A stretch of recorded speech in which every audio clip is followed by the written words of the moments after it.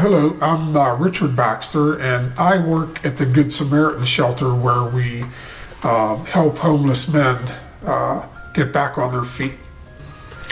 I'm Elizabeth Baxter. I have been teaching in Coatesville Area School District for 28 years. And in the context of the church, we've been doing outreach, dinners, Bible studies with people who are underserved for maybe 20 years.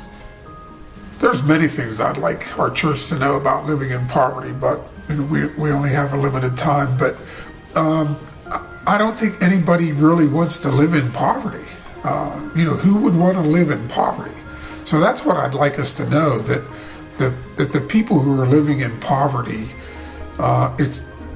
they don't really want to be there. Can I say this? Poverty sucks. I mean, you don't have the resources that other people have, and so it just stinks because your world is so less than, I think. We all live out of a framework, an understanding of, the lives that we live and how we interact with them, and so we take so much for granted. We have resources. I was born into a family. You were born into a family that has money, opportunities, a value for education, plenty of food, shelter, vacations. And when you're in poverty, people don't have what we take for granted. And I see it in the students that I teach. They know chaos. They don't have any expectations. They live in disappointment a lot. It's just like so on my heart, and it's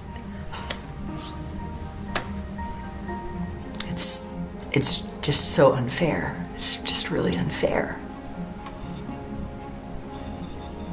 Like, I was born into my family, and I know kids who are born to parents who are drug addicted or just already just scraping to get by, and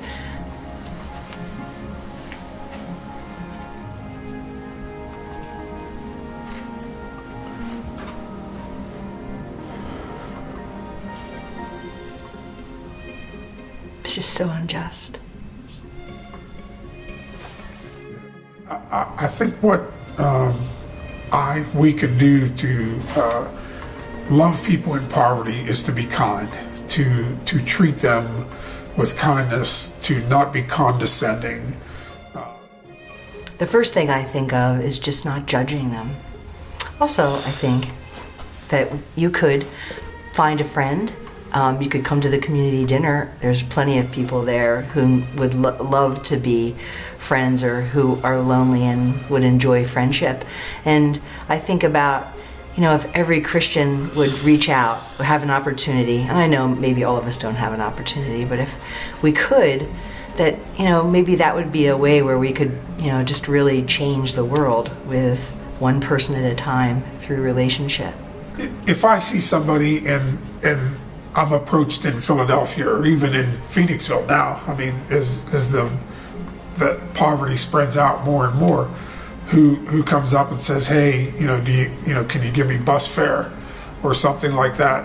But because of the people that I know, that I deal with, a lot of the causes of their situation are they use the money for drugs or alcohol.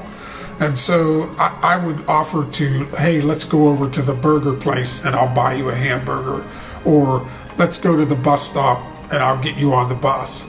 But just giving money, and it sounds so hard, because, hey, it would be easy to just give them the money.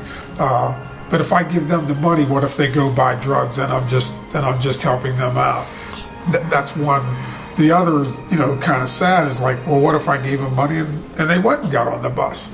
So it's a hard thing, but as a general rule of thumb, I don't give money, but I offer services. I'll buy you a sandwich. I'll get you a bus ticket. I don't mean to be, like that there's no hope, because there is hope. Like, I think where I work, Good Samaritan Shelter, we can help a person. We give them a place to stay, a place to live, food. And then we try to help them find a job. So connect with an organization, that really does good work. Bridge of Hope, Good Samaritan Shelter. The Sunday school answer is we need Jesus, and that's really the only way you're really going to eradicate. And even he said, you always have the poor among you. So